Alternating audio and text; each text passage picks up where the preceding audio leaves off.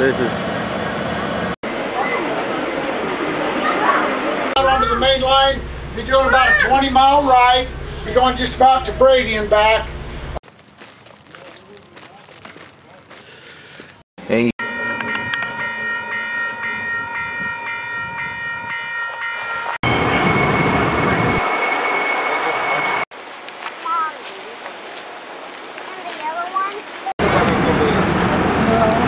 Hopefully they can answer your questions if I can. And as soon as everybody's all signed up, we'll be ready to leave.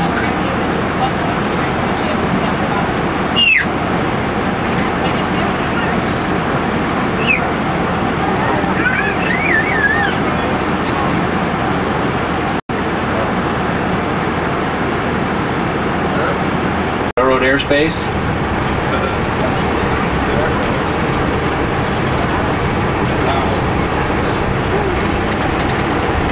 Some empty lumber cars there below us. That's a remote control locomotive building that train. That'll be departing and leaving town going west. You can see the remote control engine way down there with the lights flashing. There's nobody on that locomotive. The man that's controlling it is, oh, probably a mile or so to our west.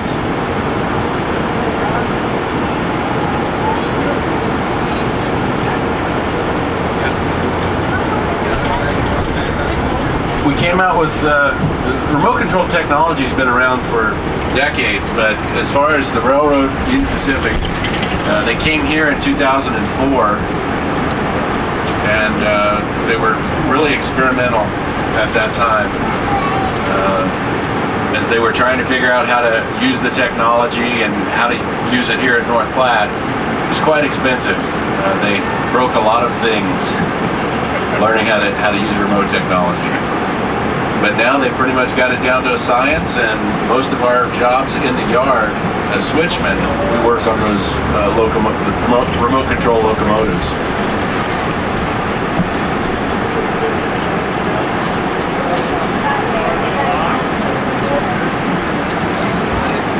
The cabs of locomotives have locks, yes. For as long as you could any other train. Until you got caught. Yeah, we can lock those with keys. Every switchman is given a locomotive key and a switch key. So the switches are locked and the locomotives are locked. They have onboard cameras as well, so they can tell when someone's on there. Yep. When we came out with those remote controls locomotives, the public was pretty scared to see those things running up and down the rail with nobody inside. So they gave us these signs here that they put up all over property. Attention, remote control locomotives operate in this area. Locomotive cabs may be unoccupied. So that way they know what's going on.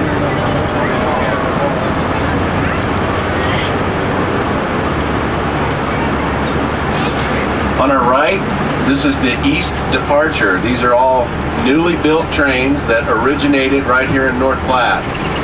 The cars may have come from anywhere on the west coast, or maybe even another country if they came in through the shipyards in California. But they're built here in this yard. There's 1 through 6 tracks that are departing. We see a lot of power locomotives on this end. Those are all going to go on those trains, and they'll depart east out of town after they're properly air tested and set up for the journey. Everybody knows that locomotives go on the head end, but anymore we build locomotives sometimes on the rear of the train and even in the middle of the train.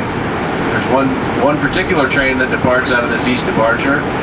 It has 2 locomotives on the head end, 3 in the middle, and 1 on the end. So that particular train is about 15,000 foot long, and it's built into 3 different rails. So it takes up half the departure yard just to get that one train built. I want to say it's about 160 or 170.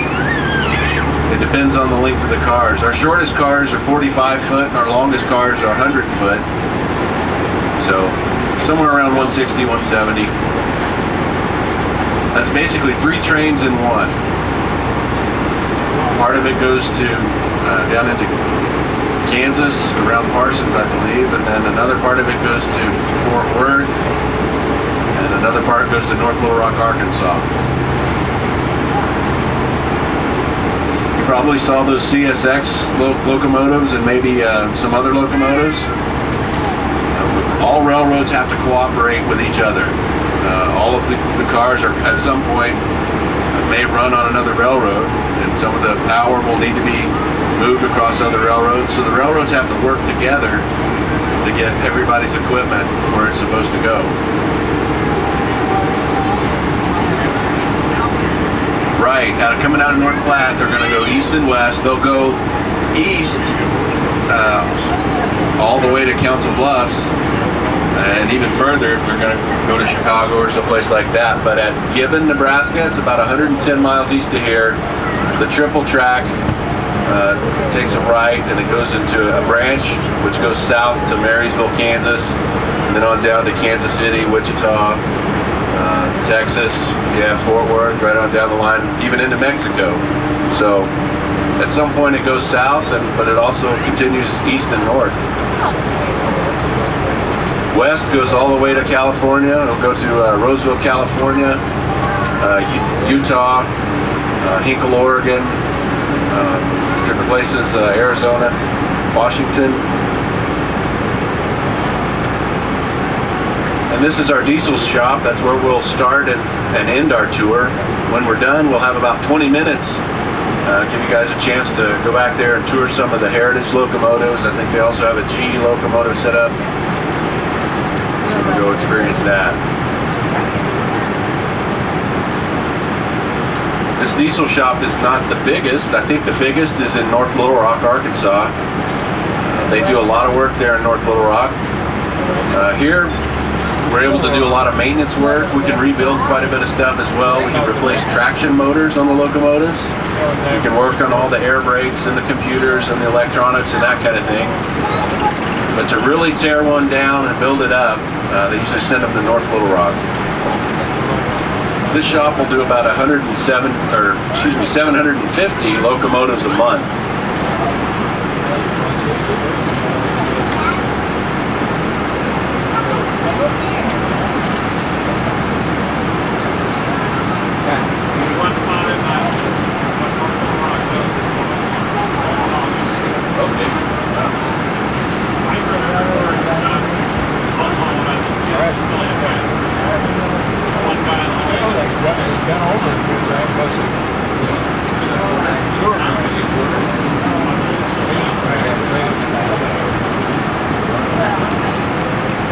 Yeah, they still have the passenger special that runs on UP, but that's really just something that the executives use, and it's not really open to the public too much. They will pull a few cars down here for Railfest, let people experience that. There's different railroad events throughout the country that you may see it at, but for the most part it's not really used a whole lot.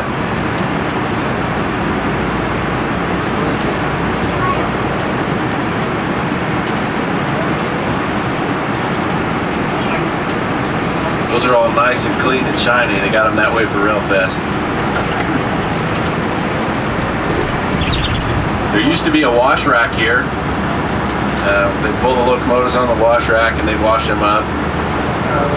But my understanding is they had some concerns with the runoff from all of that. And then it doesn't really make the locomotives run any better if they wash them. So that's just to appeal to the public. So they did away with the wash rack, and now most of them are kind of dirty like that one. They don't. Not really. Yeah, they really don't wash them anymore. Only if it became a safety issue, and there was oil on the platform or something like that where somebody could slip, they would wash it then. But there you go. You got it. Coal, I would think.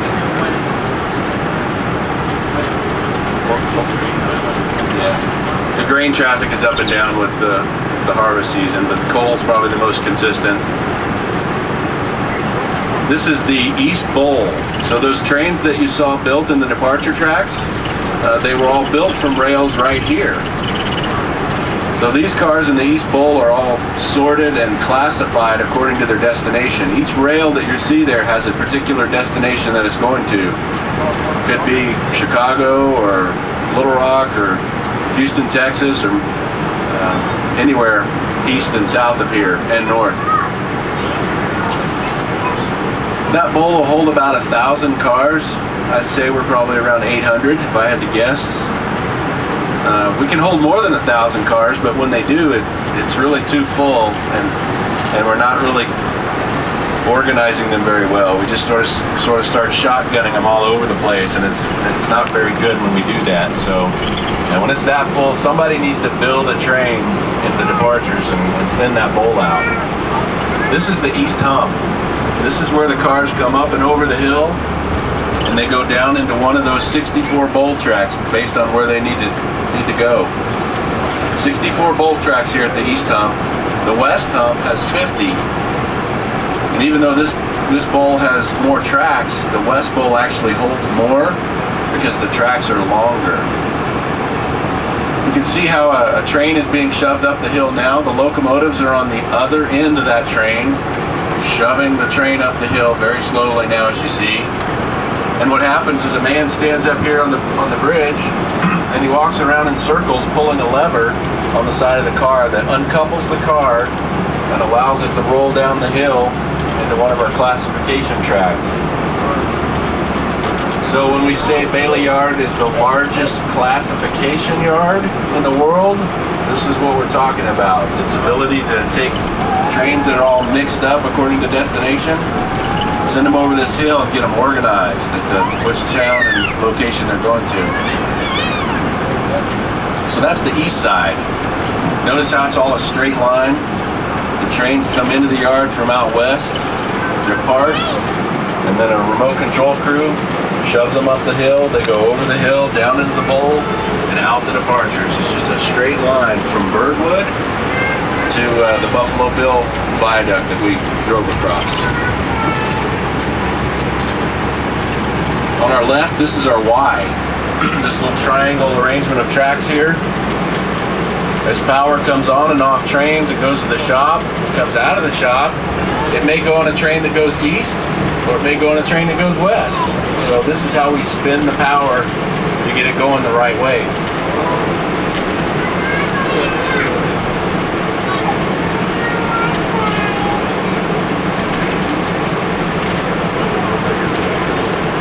So all the trains that come into this east side, they're going to be a lot of different products. This looks like grain right here. This is just a grain train. But there may be lumber and refrigerated cars and coal, a little bit of coal and you name it. It's all going through here, tank cars. But over here at the east rack, this is where our unit trains go, our bulk commodity. It's just one thing on each train. So there's 9 tracks there.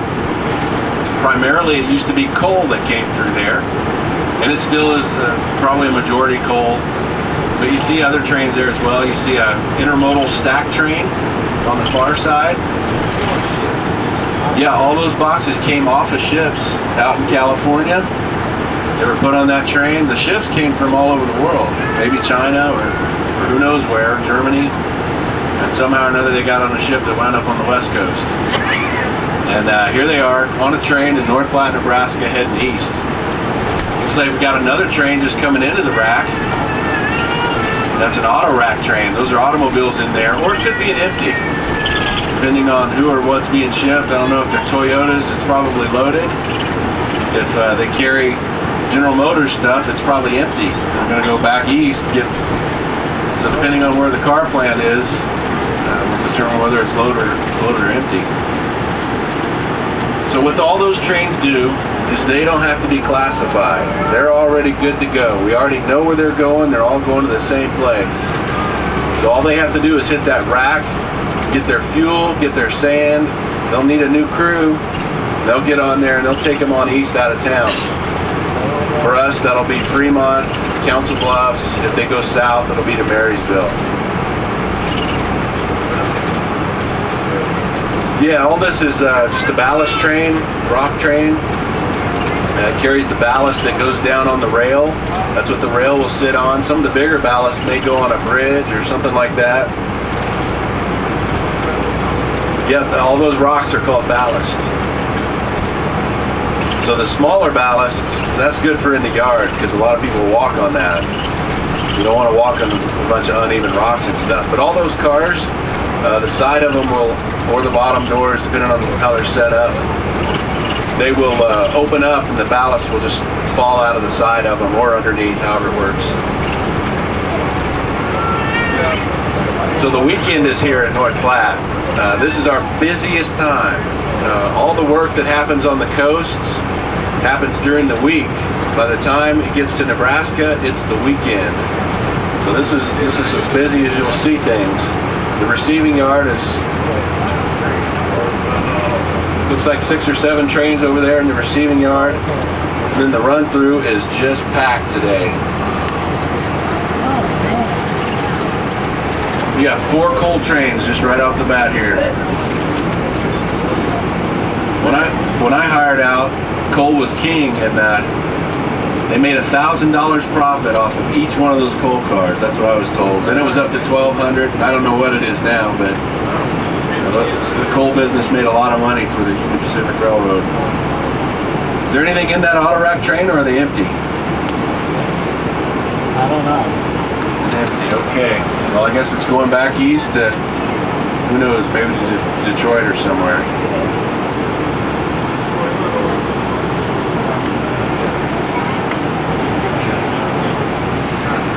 At our 60 trains a day, with about 70% of it being coal.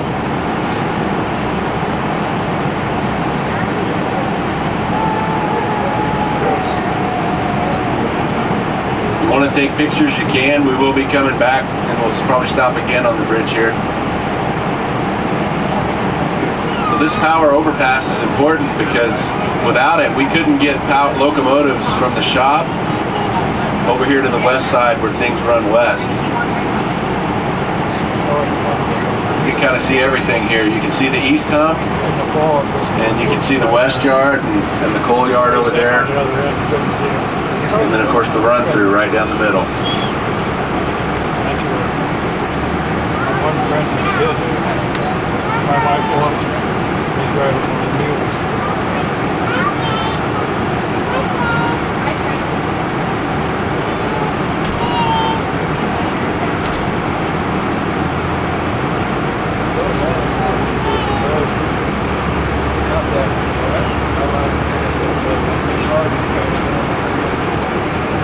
So everything that we've seen so far is just the east side traffic.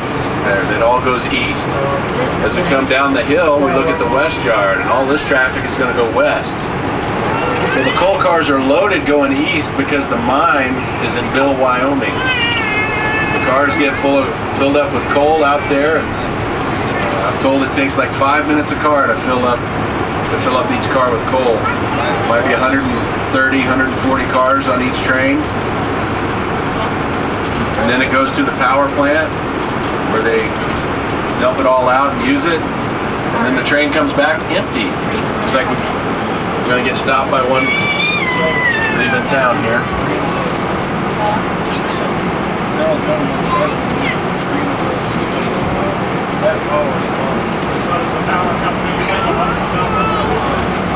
Yeah, as we take a look at this coal train as it's rolling by us, we'll see how the coal is emptied.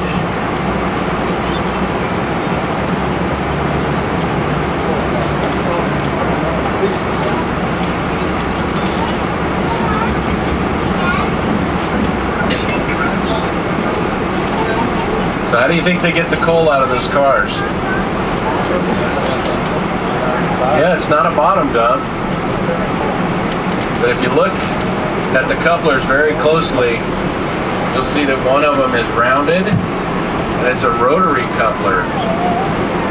In other words, whenever this coal car rolls over the place where they dump it at the power plant, the entire car will rotate and spin and dump the coal out, and then as it keeps traveling, it rotates and rights itself up where it heads out on west, or back to the mine to get filled up. But that entire car will rotate upside down and then right itself back up again and be totally empty. The entire car will tilt and spin, and it won't come undone.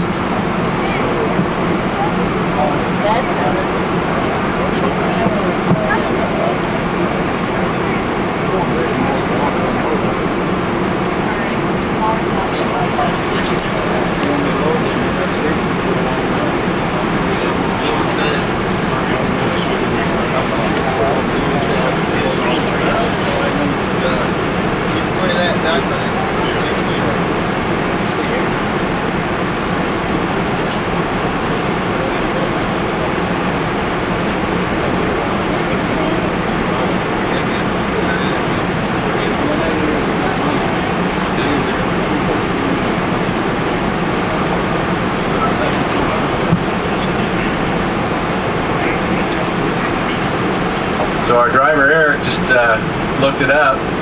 These came from St. Mary's, Kansas. Seems like I should know where that is, but I don't think I've ever been there. That's a Burlington Northern train too, right? What's that? That's a Burlington Northern train. No, this would be a UP train. That's a juke. What? That's a juke. Yeah. I'm told this is a juke, so that would be a Burlington Northern train. No, we do have to cooperate. Like I said, our coal runs on their lines, and their coal runs on our lines. We have to work together.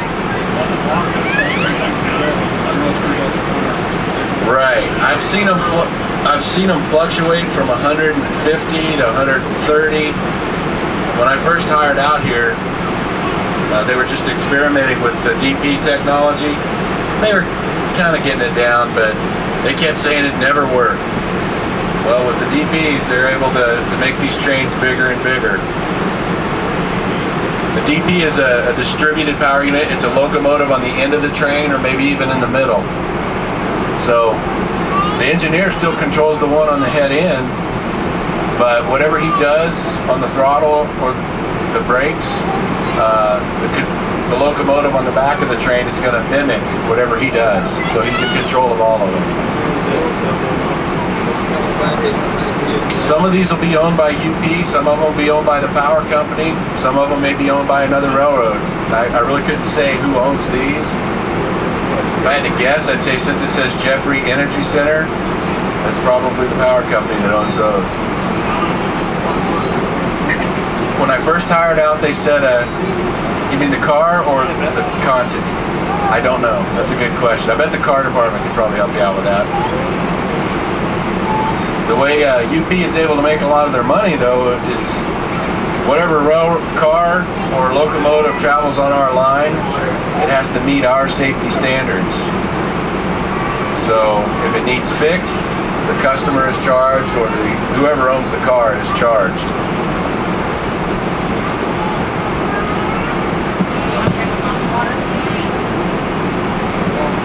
Yeah, there's still a lot of short lines that operate. Union Pacific is mostly interested in the big bulk commodity trains, just one thing, and that's where their money is. And they let all the smaller work go to the short lines. So you can travel up and down the countryside seeing different locomotives that serve other smaller industries and things.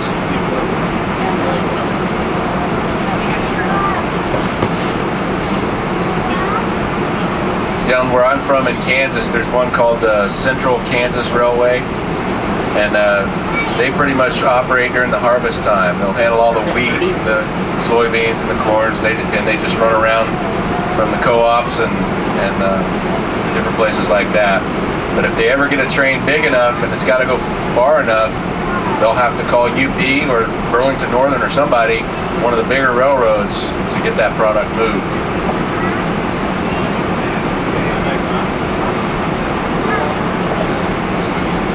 Yeah, my dad hired out. I come from a railroad family, so my dad was an engineer 40-some years. He hired out in Arkansas, in Pine Bluff, and that was a cotton belt back in those days. Then the Southern Pacific came along and bought them out, and then pretty soon the UP came along and bought the Southern Pacific, so now he retired from the UP. So some of these locomotives might say SP on them, but you might see a little patch of yellow with the locomotive symbol, so they are UP owned now.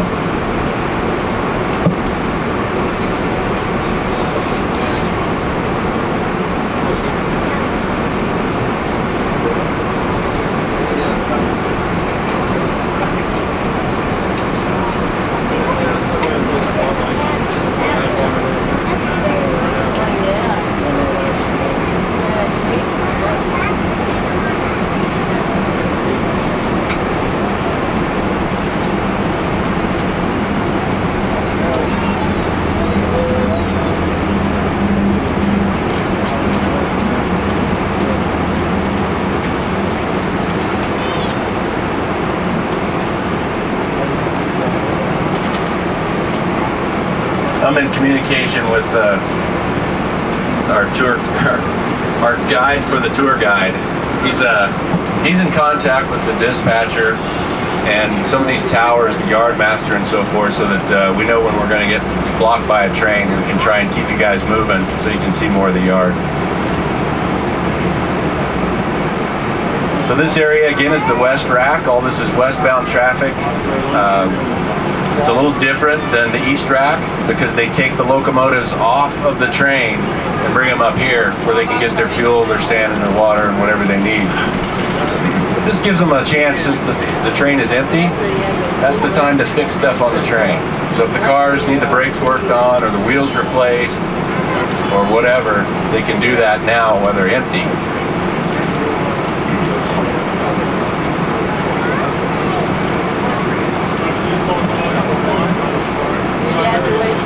I don't know exactly how many locomotives we have here in Bailey Yard. Like I said, about 750 go through a month at the shop, so you could probably break that down to a week. You guys saw the Area 51 tower, right? If you're from Arizona, you know what I'm talking about, or New Mexico, right? Yeah. No, it's not aliens. Area 51 means 51 coal trains a day. When I hired out, there was 37 coal trains a day, so it's at Area 37. But things have changed, times have changed. We're not doing anywhere near 51 coal trains a day. I was told today that it was about 25, so about half that. And that's just the nature of shipping things. The nation's energy needs have changed, so we've gone from shipping coal to shipping more natural gas and oil and different things like that. The power plants are getting away from coal and going more towards natural gas and other things too.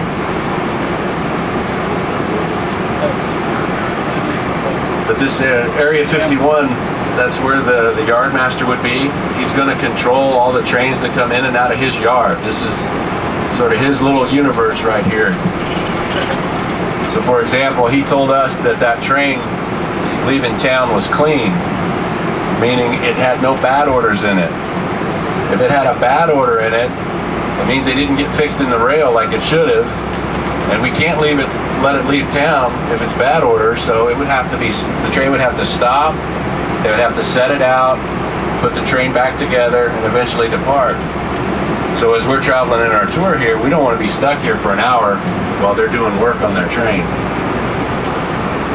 So we were able to communicate what was going on and keep you guys moving.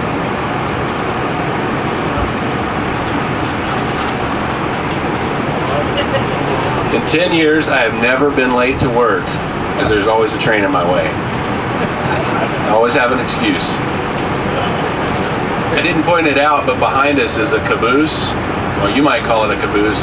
We just turned and missed it. But we don't really call them cabooses anymore because the conductor is up on the head end with the engineer.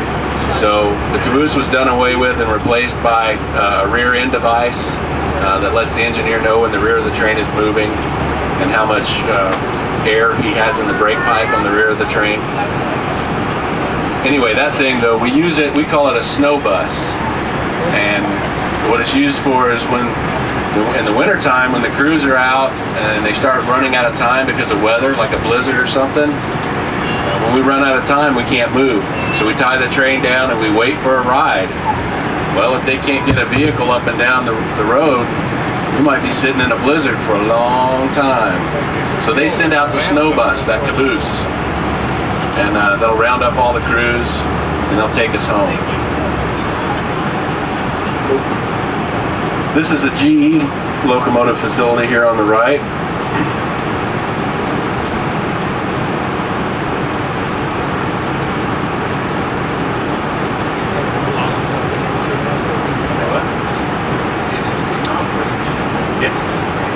In the old days, there used to be up to 5 people on a train.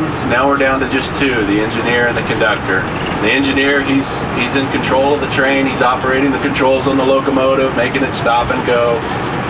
And the conductor is really there to assist him with any work that would need to be done. If they had to set out a bad order, the conductor would do that. The conductor is responsible for the contents of the train. If they have to pick up a car or set one out, the conductor's going to have to be involved in that.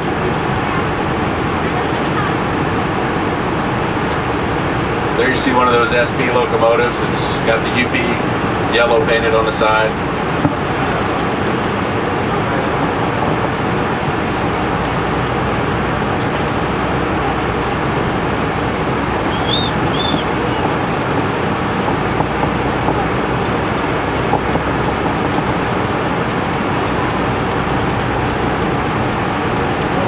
As we go back over the hill, we'll see how many of these trains have moved.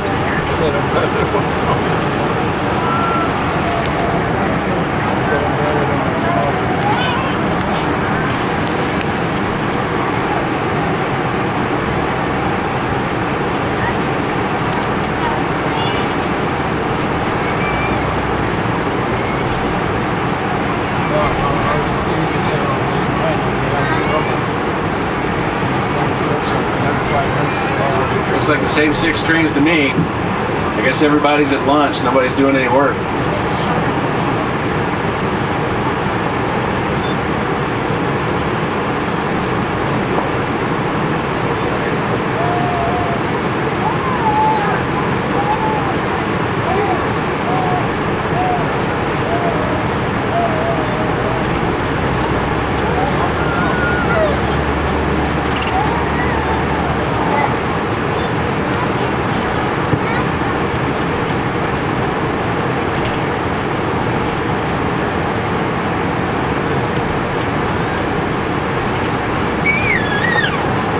Back to the east receiving yard. We see another mixed manifest train coming into town. All these trains came from Cheyenne, Wyoming. At least that's where we picked them up to bring them to North Platte. If that has a lot of refrigerated cars on it, I would say that might be the RV or the Roseville train that come out of Roseville, California. But again, as far as we're concerned, we picked it up in Cheyenne, and crew's bringing it into town now. As they get to the end of the track, they'll stop. The conductor will get off and tie the train down and secure it. They'll cut the locomotives away from the train, and the locomotives will need to go to the shop so they can get their routine maintenance done. And then the crews that work at the hump will go out west through a clear rail. They'll tack onto the west end and they'll shove it up the hill, just like you're seeing with this other train up here.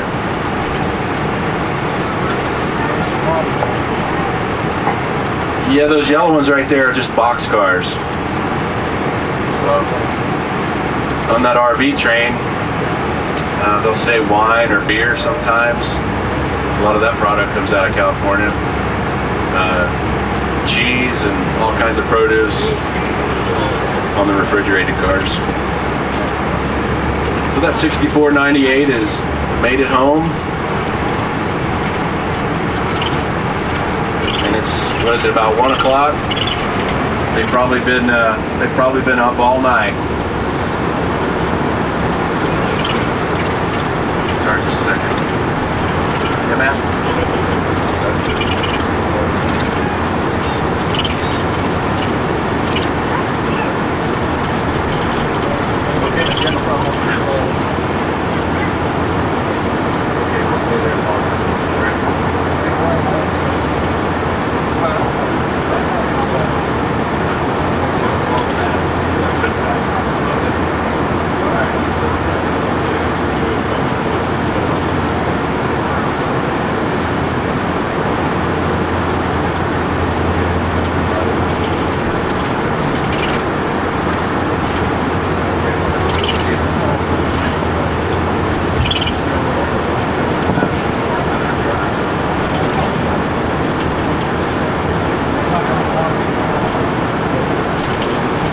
Well, there's one of the coal trains that's already leaving. You can see how much faster they're able to operate. The crew's already climbed on. I don't know how long they were there, but probably it's left in less time than it's taken to go around this train and shove it up to the hill and separate the cars one at a time. So the run-through traffic is a lot faster than the classifying traffic.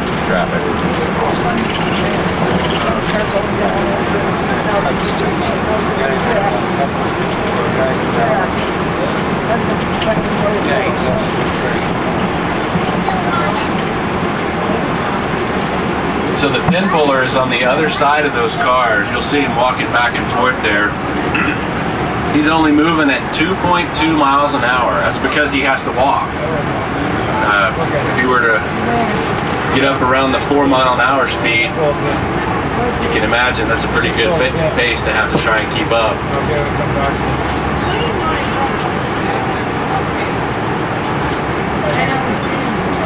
Look in between the next cars. Yep, there's just a lever on each car that he pulls up, and that opens the coupler. And as the coupler opens up, each car is uncoupled and is able to roll down the hill. If he doesn't get that lever, then the train stays together and the cars won't separate. So every once in a while you'll see him miss a pin, as we call it, and he'll have to stop and he'll have to back up a little bit, get some slack for the pin, and then he'll be able to lift that pin and separate the cars. These cars are only going down one at a time, but they can do them in cuts of 2 or 3 as long as they're empty.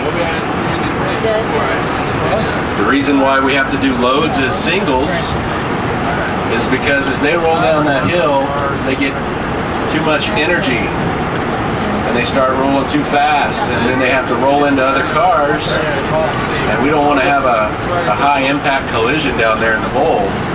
Ideally, we don't want those cars to hit any more than 4 miles an hour. But if they were allowed to just free fall, they might get up to, I don't know, 25, 30 miles an hour, and that's a wreck.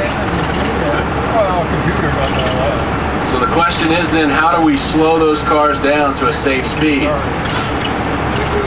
Well, as we park up here by these retarders, you'll be able to get an idea.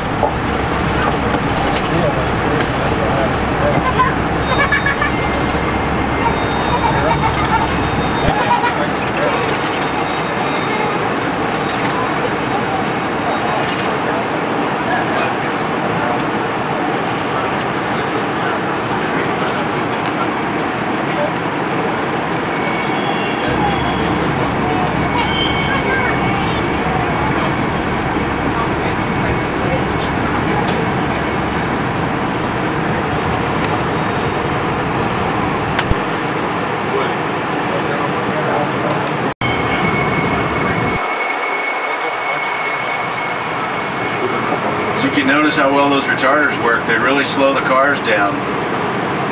Those are pneumatic retarders, meaning the air is pumped into them, and they squeeze the wheels from the side, and they're able to slow the car down quite a bit.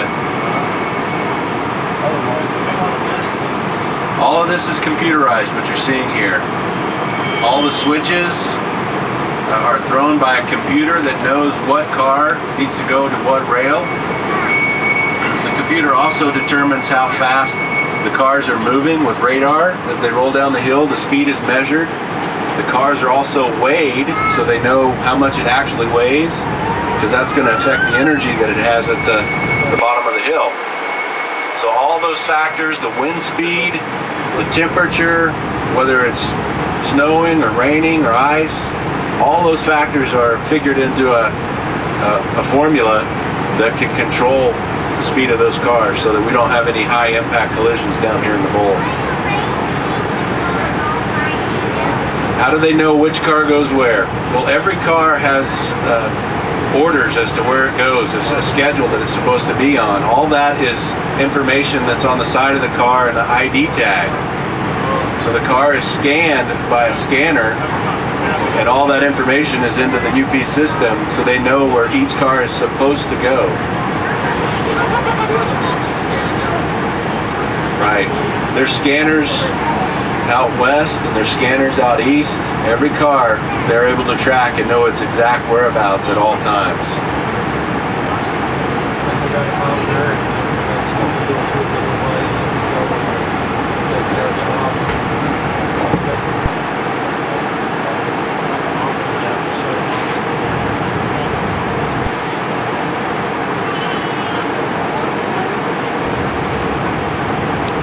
So there's a cut of 2 going down there. If you look close, now we need to be a little bit closer probably to see the little ID tags that are scannable. But those occasionally do fall off of the car, and then they might wind up in a rail we're not sure about. So then we might have to go down and physically see that the car is there, and then the car department can fix the tag later. If a car comes into the yard and it's a bad order, like the carmen do an inspection every time the train is parked, they'll run up and down the train looking for things that are wrong with it. If it's bad, they'll put an orange tag on the side of it that says bad order. And then as it comes over the hill, instead of going to its destination, it'll take a little detour down this track here on the south side, and it'll head down here where there's a little rip track, they call it. A rip track is anywhere that the car department will work on cars.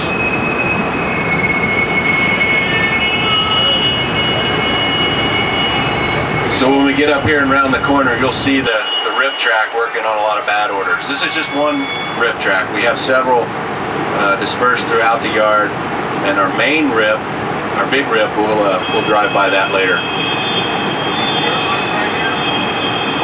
Yeah. Somebody just pointed out the big blue line that comes here. You see the big blue tank car behind us and to our left? That's air. All that air is from a compressor in those buildings over there. And there's some more blue air tanks behind that. And all that air goes to run the retarders.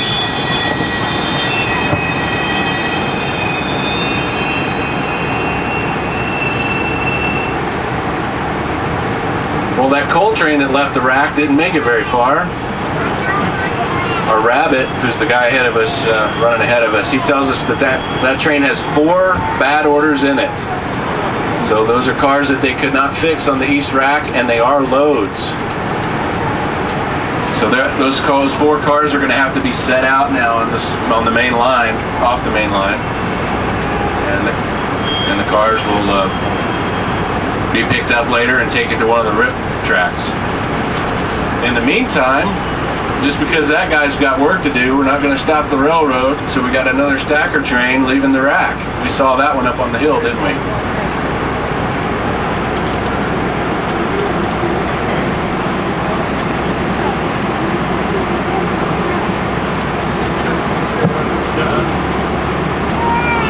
So if you're one of the crew, which train do you want to be on? Do you want to be on the coal train that's got 4 bad orders to set out, or do you want to be on that stacker train that's getting to get out of town?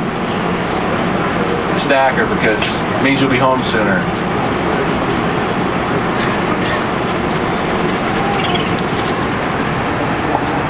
And this is PFE here, so Union Pacific Fruit Express. This is where they work on the refrigerated cars.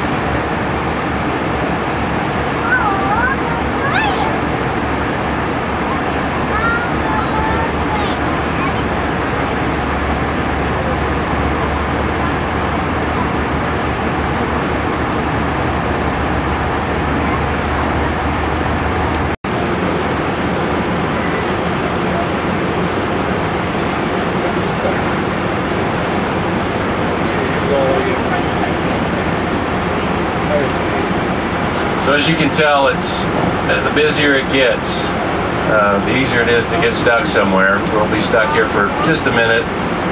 What the coal train did was drop the conductor off at the switch where he's going to be setting out his bad orders. And now the engineer is pulling ahead so that they can get to where their bad order is, and they'll start to work setting it out. The stack train is clean, so he's just going to keep right on moving.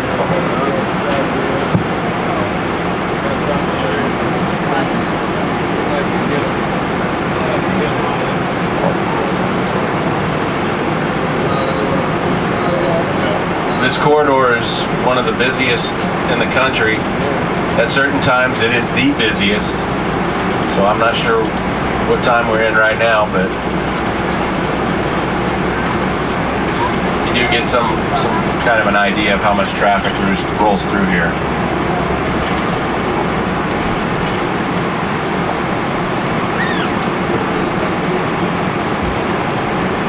Why in the world would they put a rail yard in the middle of a town?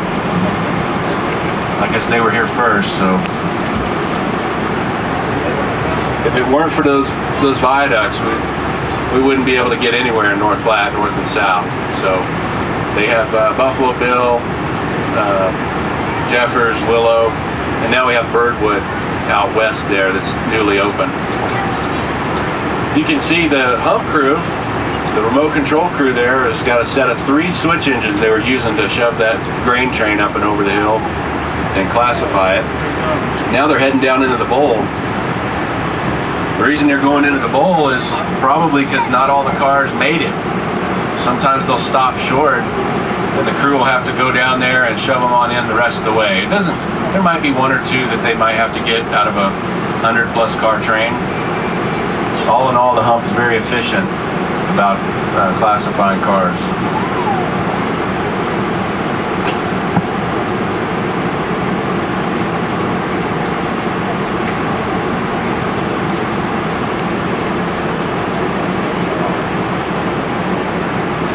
Does anybody work on the railroad? Not this tour? We've had a few come through. Anybody retired? Nope. Okay. Where'd you work out of? I work the yard truck machinist, road trip truck repair. Gotcha. Glad to have you. So, your mom? My mom works Okay. Who's your mom? Yeah. Okay. Nice. The guy, we had a couple from Scotland on here. And they were, he worked on the railroad 20 years, he said, in Scotland. So they came over here for Railfest and just wanted to tour the yard. So they're getting to do that. I didn't even know they had a railroad in Scotland. Yeah. How long are conductors gone, like from the house, you know, from home? A conductor on like the train, how long are they gone? So how long are they on a train? Yeah. Well, it depends on the run. Cheyenne is 250 miles, South Morrill is 166. Marysville is 270, something like that, 280. And I don't know, our longest run is Council Bluffs, but our work is determined by our hours of service. So we can work up to 12 hours on a train. Obviously, we don't want to work that long. If we can get there in 1 hour, that's better, right? So, typically, you're going to be on a train 8 hours. I always figure an 8-hour work day. If it's a little bit shorter, I'm happy. But if I figure 8 hours, hopefully I won't be too disappointed. But you're going to be on a train for 8 hours. When you get there to the other end, you have to have 10 hours rest. And then, depending on traffic, it might be a little while before you can catch another train back home. So I always figured about 30 hours for a round trip. If things are melting down and not rolling good, you might be up at the other end for a long time. I think the longest my dad ever spent at the other end was 4 days. So they had some kind of meltdown issues, and It's just how long it took. And then they have a place for the Yeah, if they get too many of our guys on the other end, they'll do what they call a deadhead, which means they just get in a van and they drive back to North Platte because there's no trains. So deadheading by van is not too bad a way to travel. The snow bus would be considered a deadhead as well.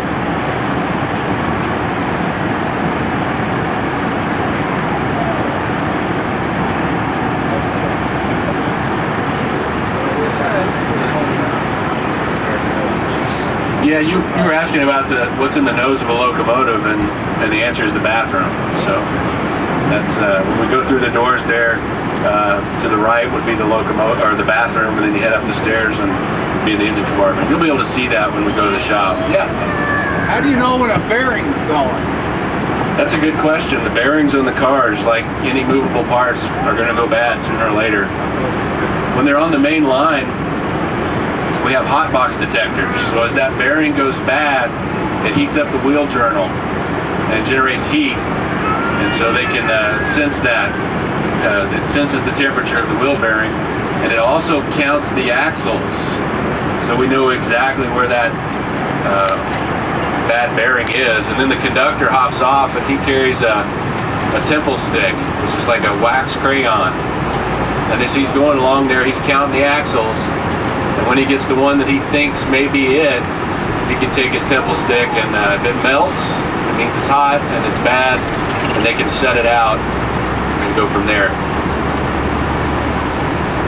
That's a good question. They also have, in addition to hot box detectors, they have impact detectors. If there's any kind of material that was to fall off the car and smack that detector, they would know about it. And also if the wheels are flat, it'll sense that as well. And that way they know when they've got bad equipment going down the main line. If they didn't know, it could be a really bad day on the railroad. It could cause a derailment if they were moving some defective equipment.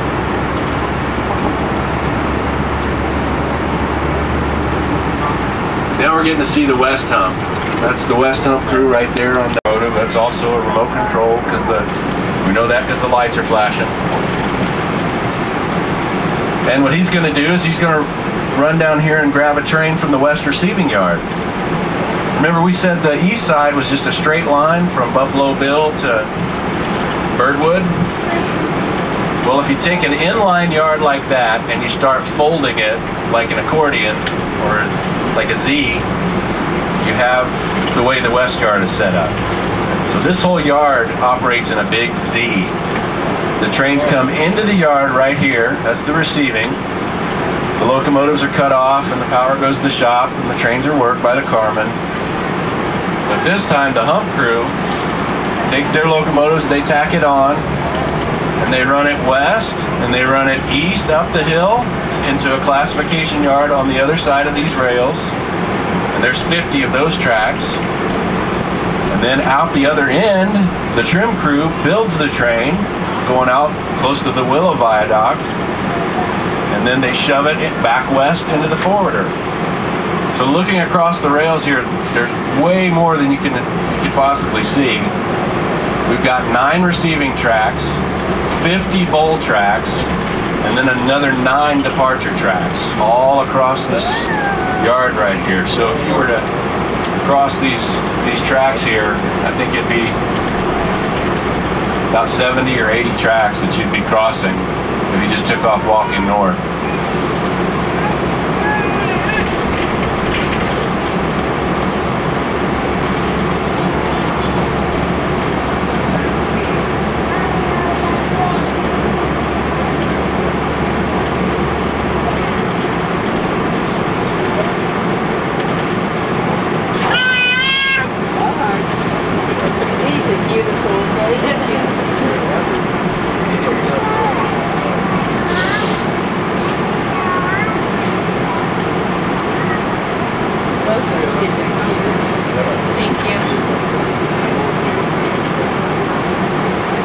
Little area here is called the freight house.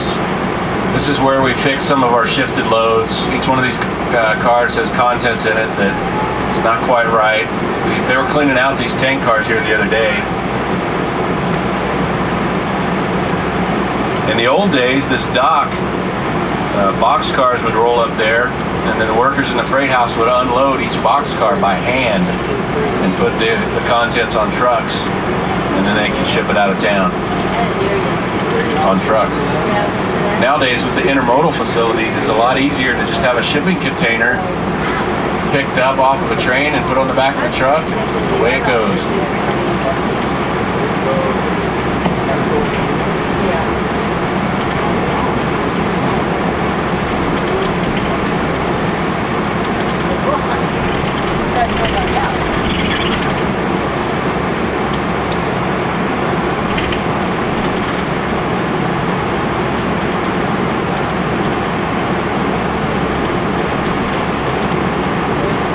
This train to our left, this coal train, empty.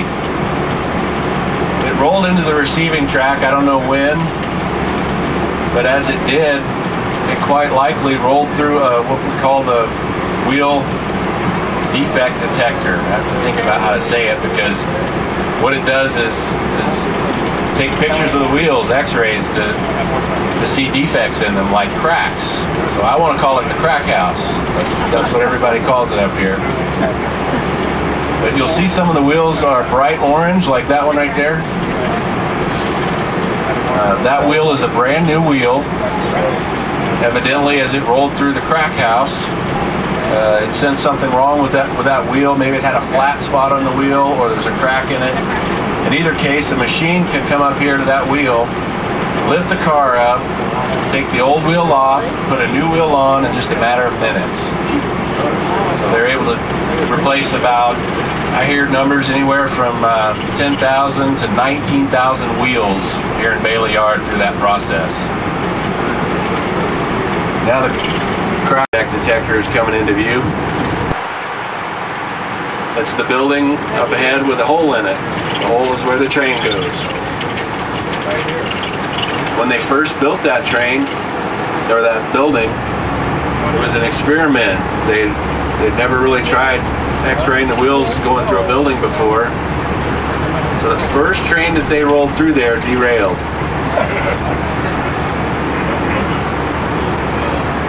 And then they had to figure out how to fix it.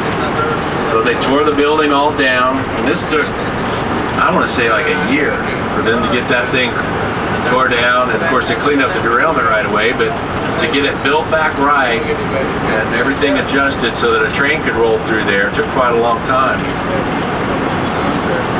And now it works very, very good. And after they perfected that process, now they have these wheel defect detectors even on the main line where they can roll through at maximum authorized speed, and they can tell if there's a defect on any wheel.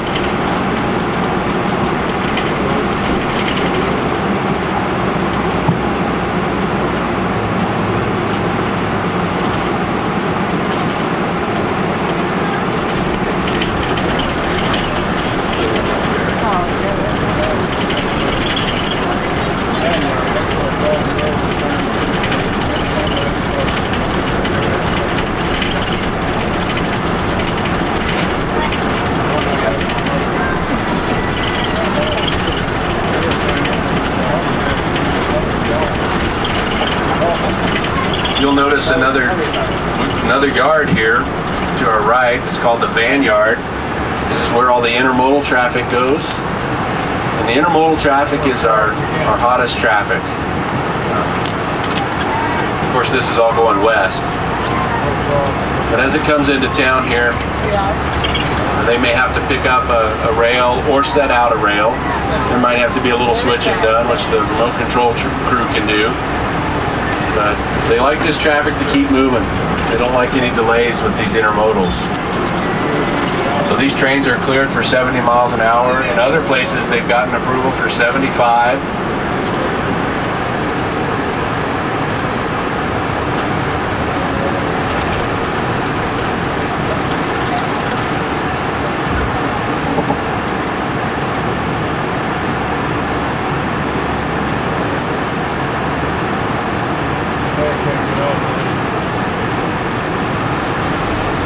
Nobody's going to ask me about the concrete ties? Come on, who's wondering about the concrete ties? Yeah. The railroad's trying to get away from wooden ties because of environmental reasons, and so they want to replace those, and they're experimenting. So they've tried a lot of different types of ties, and some are working and some aren't.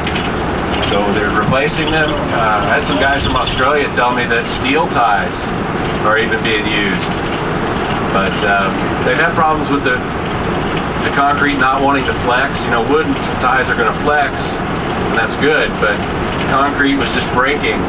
And they've also had problems with the clips. A wooden tie has spikes to keep the rail on the wood. Well, those have clips with pads on them, and those pads wear out, and it makes for a very rough riding train if you're on concrete ties. So the crews don't really like the concrete ties, and maybe the railroad will get it figured out where they can work a little better too. They'll have to figure something out.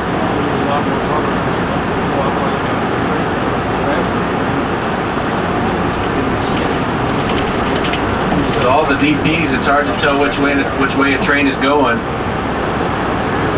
But we know that has to be a DP because this is the west receiving yard and the coal train is empty. So it's going west back to the mine. On the left, you see our rip tracks again. See all those orange tags on the sides of those cars? Those are the bad orders. See all those wheel cars? The orange wheels are the brand new wheels. That's brand new rust, that bright orange. As the rust ages, it gets browner. So that's how I know those orange ones are brand new wheels. But this is where the cars go into the rip. They get worked on inside that building. There's an army of carmen that go in there and fix them all up. And then they come out the other side here, good to go. And there's more wheels. Looks like the newer wheels are on the south side and the old wheels are on the north.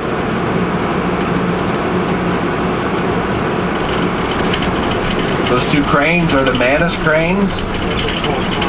They're able to pick up railroad cars that have derailed.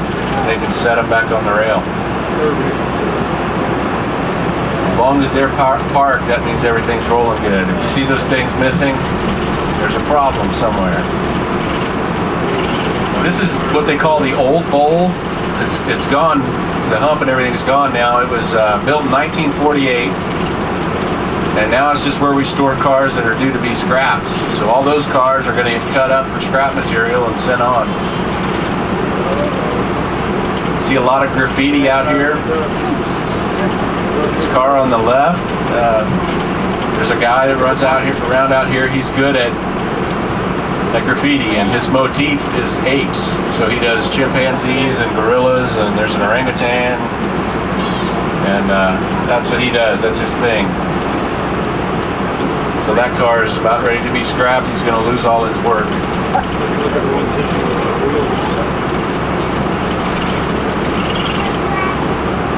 All the best art comes out of Roseville, California. The second best is probably Denver, and I'm going to put Chicago at a distant third. So I don't know where all the art aficionados are, but the California art is really good.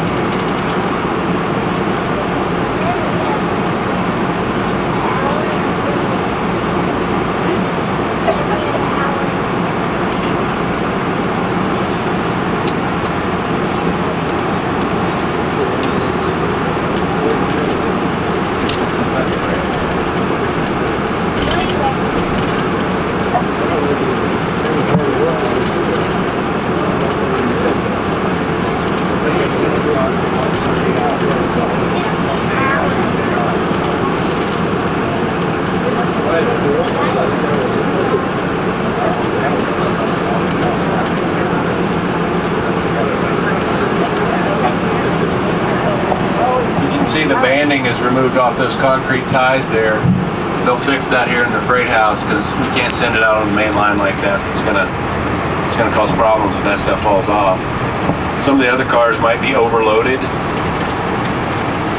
they'll come along here with sucker trucks and cranes and things, and they'll just unload material so that the car can comply with the safety rules.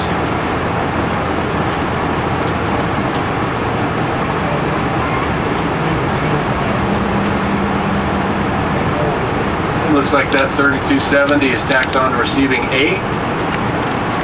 He'll be taking that to a pullback, and then he'll shove it up the hill there at the West Hump. See all those big lights there above, they're all throughout the yard. Those are going over the bowl tracks there, the 50 bowl tracks at the West Hump. You can see that at night really well down the interstate. You can see the glow from North Platte driving around at night. I can take a look at that. I've even flown over North Platte, going to Denver, Colorado, and looked down and seen the lights from railyard. So it's something to be seen. Notice the West Hump's a lot shorter than the East Hump. It's only 20 feet. The East Hump is 34. So the thing is, cars don't really roll quite as well over here. A little bit slower. Well, the retarders don't have to work as hard either. On a windy day, if the wind comes out of the east, a lot of the cars won't even make it. And sometimes, like with the empty bulkhead flats, they will roll out of the bowl faster than they roll into the bowl. It's just that, they're that light and the wind is sometimes that strong.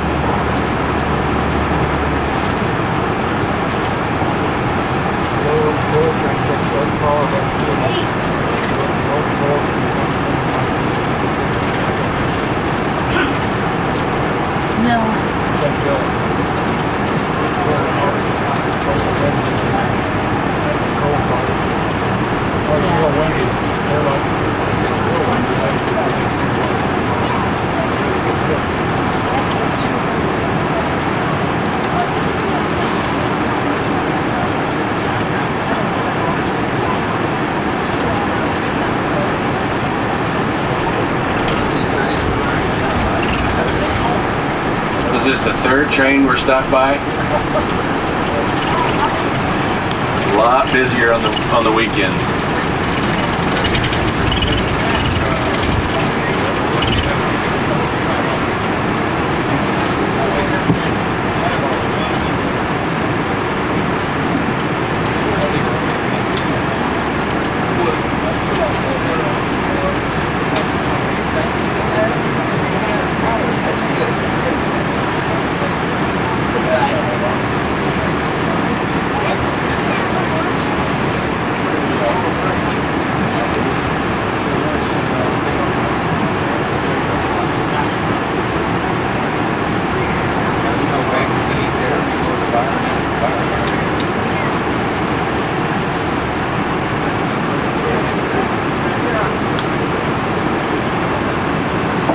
Talking about wind and how that affects the railroad cars. I think it was 3, maybe 4 years ago, we had a tornado come through the west part of the yard, and it hit the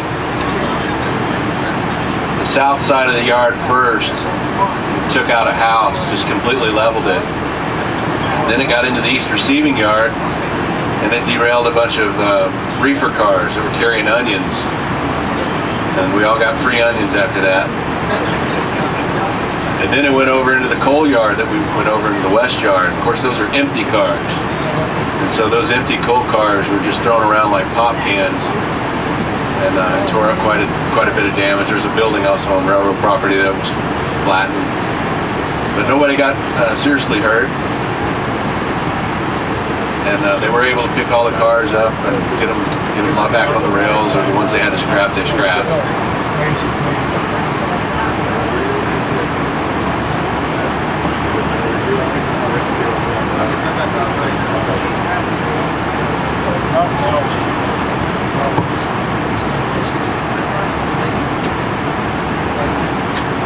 Let's see if there's anybody on the DP as it goes by.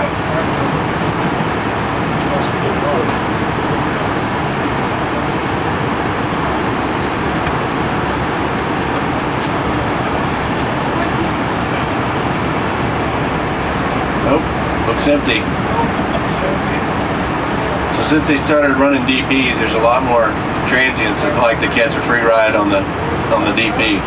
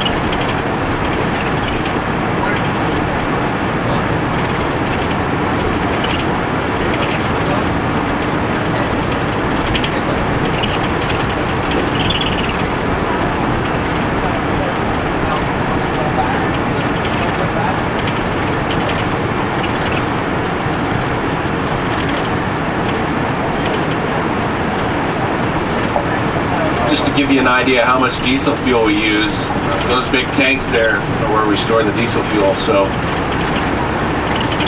it takes quite a lot to keep Railyard moving.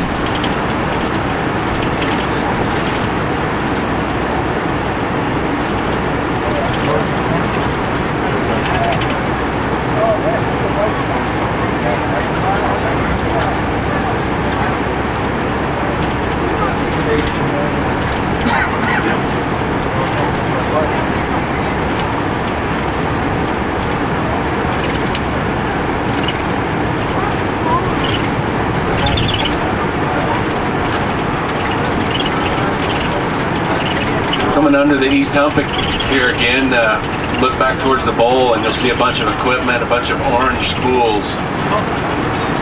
All of that is to update the computer equipment.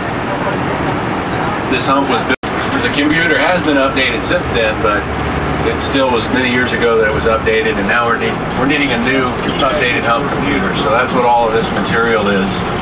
All that's being put underground and above ground in shacks, and a lot of wire and cable being pulled right now so that get that new computer updated.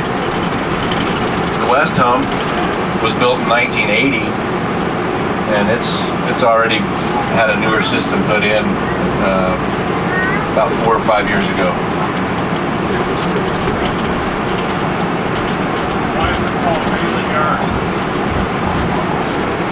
Not too up on my history, but that was the president of the railroad, I believe, in the time. And so he's the one that this is named after. General Dodge was one of the original guys for UP. So this line is 150 years old, 151 years old. So this is where the Transcontinental Railroad came through when Abraham Lincoln said there would be one. So they started in Council Bluffs, Iowa, and headed west. And as they came through here, this is pretty old territory. You know who Robert Louis Stevenson is? He wrote Call of the Wild and White Fang. He was an immigrant from Scotland who came over not long after the railroad was built, and he traveled right through here. He talked about stopping in Brady and getting a glass of milk from a lady that was selling milk on the side of the road.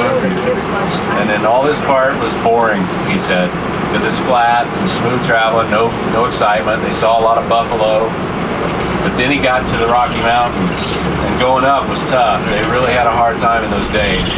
Then they started downhill, and he felt like, from then on, he felt like they were out of control coming out of the Rocky Mountains. The heat from the brakes was so hot, they could feel it from the floorboard, the cars they were in. So I'm sure it was quite dangerous back in those days. We've gotten better.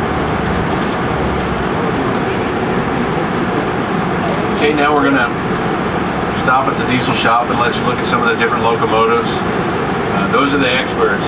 So if you got questions about locomotives, they can tell you a lot more than I can. What I know is they got some bathrooms there, and if you need to use some, this is probably a good time. We'll stop here for about 20 minutes.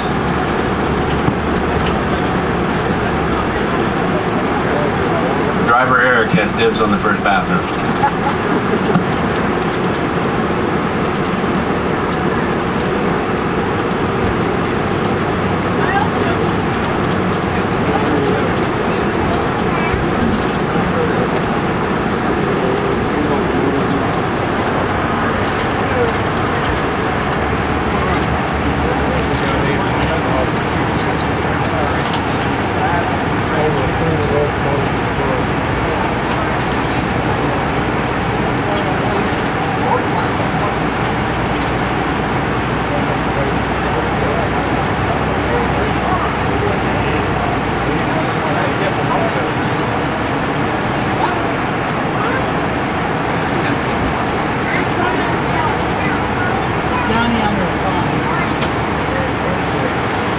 Hey YouTubers, check my blog at Brad's Rail Van Mean Series.blogspot today. Find out what I do while I'm away from the tracks. And if that's not all, check out my Railfan series videos on YouTube. You can also subscribe to my channel. Thank you for watching this video. I hope I'll see you on the next train video here and there. Thank you. Bye for now.